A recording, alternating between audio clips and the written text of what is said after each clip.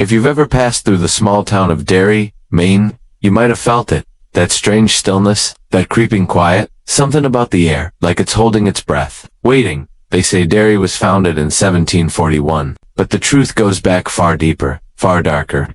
Long before the first white settlers arrived, long before the brick buildings and bakeries and barber shops, there was something else. Something ancient, something monstrous. The native tribes called it Chüd, an evil spirit, older than memory, a thing that lived not on the land, but beneath it, in the void. They believed it slept beneath the roots of the earth, and when it woke, it fed. In 1741, the town's founder, John Keller, led a group of settlers to what would soon be Derry. They built homes, a sawmill, and a church. But within weeks, people started disappearing. Children, entire families, no trace, just vanished. The official stories claimed wolves' native attacks, starvation, but a journal discovered centuries later revealed a different truth. There's something in the woods, Keller wrote. We hear laughter at night. The babies cry, and then, they are gone. The strange thing is, Derry always bounced back, always rebuilt. No matter the tragedy, a mine explosion in 1906 killed 102 men. A fire at the Black Spot in the 1930s slaughtered dozens. A gang of children vanished in 1962 during a parade, and yet no national coverage, no police investigations, no outrage. Because Derry forgets, as if something wants it that way. There are whispers of a creature that comes every 27 years, a shapeshifter, a predator, taking the form of what you fear most, but its favorite mask is the clown. Pennywise, the Dancing Clown. But Pennywise isn't just a clown. It's an echo of something alien, something cosmic, something that lives on fear itself. It doesn't just kill, it feeds on terror, pain, and screams. And for hundreds of years, Pennywise has fed well in Derry, long before humans walked the earth, before even the first breath of civilization. It arrived, not with thunder or flame, but in silence. From a crack between dimensions, it slithered into our reality, anchoring itself beneath the soil of what would one day become Derry. It slept, for eons, waiting, watching. Then came the blood, the wars, the fear. It fed when settlers came, it stirred. When the town began to thrive, it awakened. And when the fear returned, when children cried and mothers wept, it smiled. That is when the clown was born, not all at once. At first, it was shadow, then sound, then form. It watched children play, heard them scream in fun, and learned what made them truly scream in fear. Pennywise, the dancing clown, a face to hide the terror beneath, painted smiles over rows of jagged teeth. But this clown doesn't perform, it hunts. It began with whispers. Children saw things their parents didn't. A balloon floating in the woods, a giggle echoing from a storm drain. Then the disappearances started again. Benjamin Walker, age 8, last seen walking home from school. Lydia Monroe, 11, vanished from her own birthday party. The pattern was always the same. No clues, no remains, no witnesses. The only thing left behind was the red balloon. It always starts with a quiet, a strange calm, a silence that sits just a little too long. Then the laughter begins. Echoes from nowhere. Children muttering about the funny man in the drain. Every 27 years, Pennywise awakens, and each cycle is worse than the last.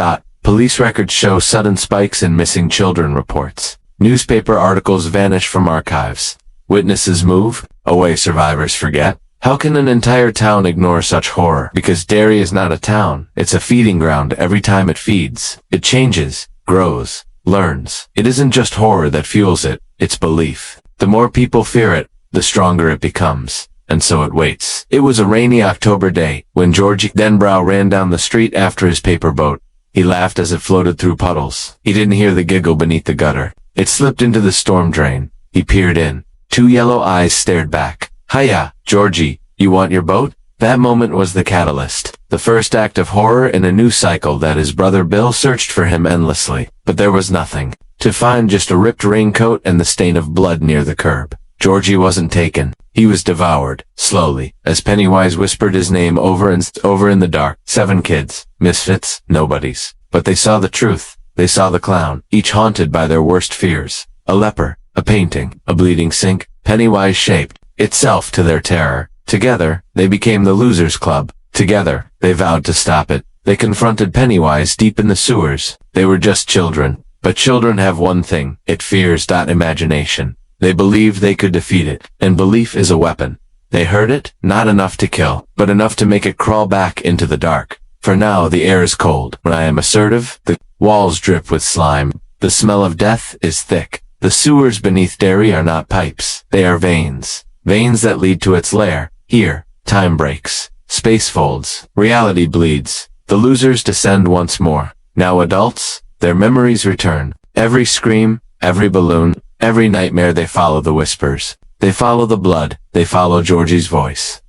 Chapter 7. Forgotten promises. They promised. If it ever came back, they would return. But Pennywise knew. It made them forget.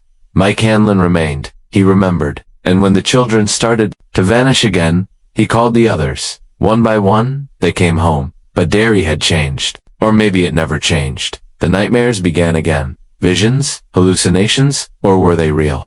Because when you enter Derry, Pennywise is always watching. There is an ancient way to fight it. The ritual of Chüd. A battle of wills. Of belief. Of imagination. The losers perform the ritual. They chant. They confront their fears. They face it in its truest form. A cosmic spider. A shapeless void. A joke in a clown suit. They must believe, even as it twists their minds. Shows them their deaths, speaks in their voices. One falls. Another bleeds. But they hold the circle. And then they bite back. The mask slips. The clown is no more. What remains is a god of fear. A being from outside time. A predator that thinks and screams. They see its true face, but they do not run. They shrink it. Not with weapons, but with will. You are not real. You are not a god. You are just a clown. Pennywise shrinks, cries, dies. Chapter 10. The end. Or is it? Derry crumbles. The lair collapses. The evil drains away. The losers leave. One by one, they forget again.